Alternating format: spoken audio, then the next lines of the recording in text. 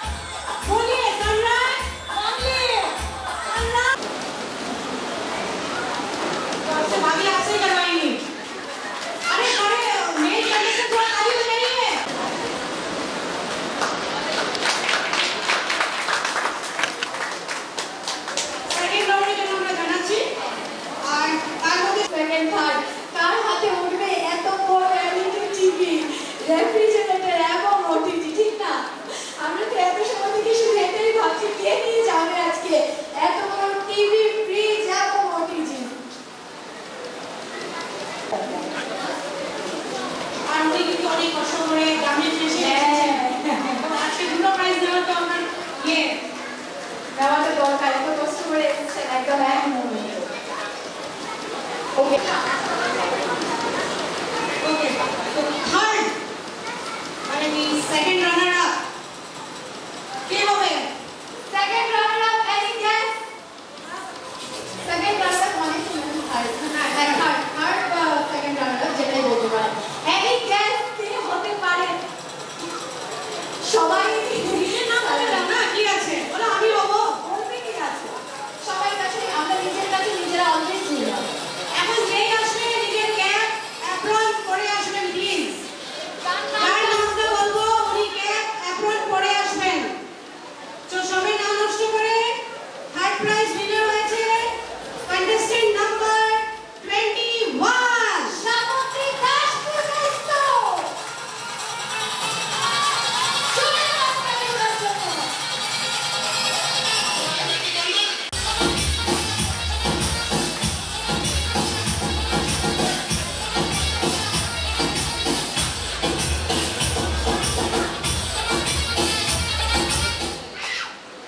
উনি দিয়েছেন ওটিজি সানরাইজের তরফ থেকে ওটিজি।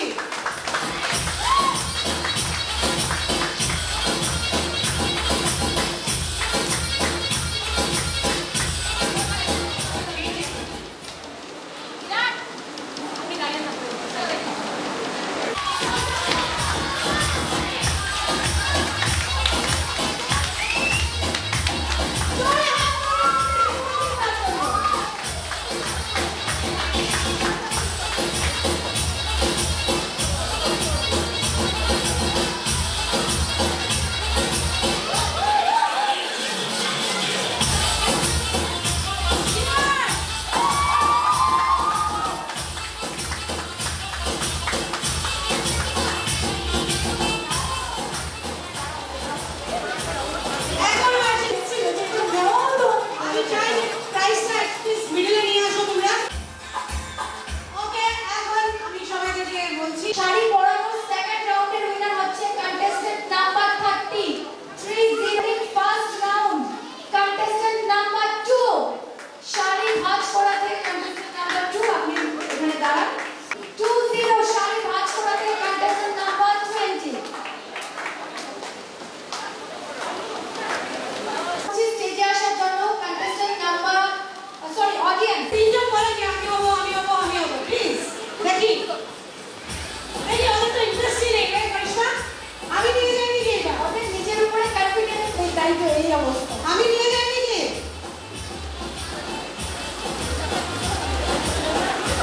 সবাই এক পাশে আছে না শুনো এর মধ্যে একটা টুইস্ট আছে কিন্তু আচ্ছা তুই আচ্ছা হ্যাঁ উনি বলছিলেন যে উনি প্রাইজ দেবেন এখন ঘরে এখন দেখো মোদি নাকি উনাকে প্রাইজ দিয়েছে কন্টেস্টেন্ট নাম্বার 34 চলো আপনি আরেকটা ব্যাপার উনি কিন্তু লাস্ট টাইম জানতে পারছি এই যে দাদা আপনাকে গিফট দিচ্ছে কিন্তু মনে এখন ইয়েস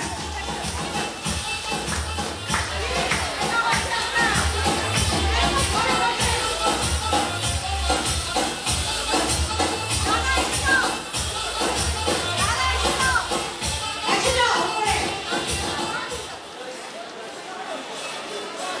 এই যে দাদাকে গিফট করে দাও বলো এখন আমি দিচ্ছি তোমাকে গিফট হ্যাঁ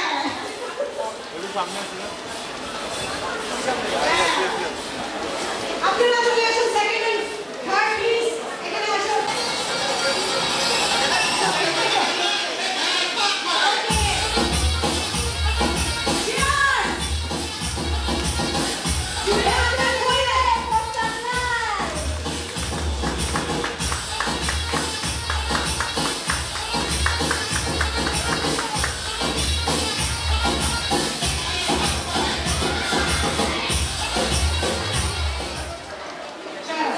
আজকের এই অনুভূতিটা কিরকম একটা অন্যরকম প্রোগ্রামে এটা আমার একটা অসাধারণ অনুভূতি হ্যালো হ্যালো অসাধারণ অনুভূতি নিজেকে নিজে বিট করা it's a really tough job and আমি খুব টেনশনে ছিলাম এবং এইবারও আমার মা আমাকে উৎসাহিত করেছেন। মার এই রেসিপিটা জামাই ষষ্ঠীতে জামাইয়ের জন্য বানিয়েছিলেন। জামাই খেতে পছন্দ করেন। মা এত কিছু গার্নিশিং, প্রোটিন, ভিটামিন ওইগুলি জানতেন না, বাট উনি যেভাবে করেছেন ওইটাকে আমি আঁকড়ে ধরে তারপর আমি নিজে ওইটার উপর নিজের মডার্ন চিন্তাধারা দিয়েছি এবং আজকে আমি এখানে ফার্স্ট প্রাইজ জয়ী হয়ে অত্যন্ত খুশি। এবং আমার সব পিছনের সাপোর্ট ছিলেন আমার হাজব্যান্ড এবং আমার 2 মেয়ে, ওদেরকে অসংখ্য ধন্যবাদ না জানালে না হয়। এবং সবচেয়ে লাস্ট নয় সানরাইজ গুঁড়া মশলাকে আমার অন্তরের অন্তঃস্থল থেকে অসংখ্য ধন্যবাদ এরকম একটা প্রোগ্রাম অর্গানাইজ করার জন্য। আমি অত্যন্ত গর্বিত যে আমি এবার উইন করতে পেরেছি এবং ম্যাডাম এবং স্যারদের ওনারা যেন ভবিষ্যতে আরও এরকম প্রোগ্রাম করেন এবং নতুন কন্টেস্টেন্টরা এতে পার্টিসিপেট করেন এবং উৎসাহিত হন। আবারও বলবো, নিজেকে নিজে বিট করা it's a really tough job. Thank you. ব্যতিক্রমী এটা আমার কাছে অনেক বড় পাওয়া। সত্যি খুব ভালো লাগছে, সত্যি খুব ভালো লাগছে যে এই ধরনের অনুষ্ঠানে এসে আমি দ্বিতীয় হয়েছি। তো এটার জন্য আমি ধন্যবাদ দেবো প্রথম আমার মাকে। আমার মা দাদা খুশিতে না একদম বস্তু করে সাপোর্ট করেছেন, তার জন্য আজকে আমি এখানে এসেছি। আমি আশা করছিলাম তারপর বৃষ্টির জন্য আসতে পারছিলাম না, আমার ভাই বলছি যেতাম না হতে। তারপর আমি এখানে চলে এসেছি, কারণ আমি কুকিংটা খুবই ভালোবাসি, ছোটো থেকে মানে করি। তো যাই হোক, আমার খুব ভালো লাগছে, তার জন্য অসংখ্য ধন্যবাদ জানাই আমি সানরাইজকে এত সুন্দর একটা ইভেন্ট করার জন্য। ধন্যবাদ। অনুভূতিটা কিরকম আছে? অভিজ্ঞতা আমি সত্যি বিশ্বাস করতে পারছি না যে মেয়ে ম্যাগি বানাতে পারতো না, সে আজকে উইনার থার্ড হয়েছে। আর এটার ক্রেডিট শুধুমাত্র আজকে আমি যদি যেটা বলতে চাই, শুধু আমার হাজব্যান্ড, আমার ছেলে আর আমার মাদার ইন লকে দিচ্ছি। আর সানরাইজ এত সুন্দর একটা প্ল্যাটফর্ম দিয়েছে যে বলছি আমি যে মেয়ে ম্যাগি বানাতে পারতো না সে থার্ড বেড়ে গেছে। তো এই জন্য আমি সত্যি আমার জন্য অনেক বড় অ্যাচিভমেন্ট, এটা অনেক বড় achievement. Thank you so much. Thanks a lot to everyone. Sunrise हर घर में हो, जुग जुग जियो। Thank you. এত উত্তর পূর্বাঞ্চলের একটা ব্যতিক্রমী অনুষ্ঠান আমরা দেখতে পেলাম। উত্তর পূর্বাঞ্চলের একটা ব্যতিক্রমী অনুষ্ঠান দেখতে পেলাম। এখানে গৃহিণীদের একটা বেশ জমাবেশ আমরা দেখতে পেলাম। অনুভূতিটা কীরকম আপনার অনুষ্ঠানটা করে এবং কতটুকু সফলতার দৌড়ে পৌঁছতে পারলেন না? এই বছর হয়েছে আমাদের দ্বিতীয় রাউন্ড, এই জন্য সানরাইজের মায়ের রেসিপি কন্টেস্টের এই সেকেন্ড ইয়ার হয়েছে।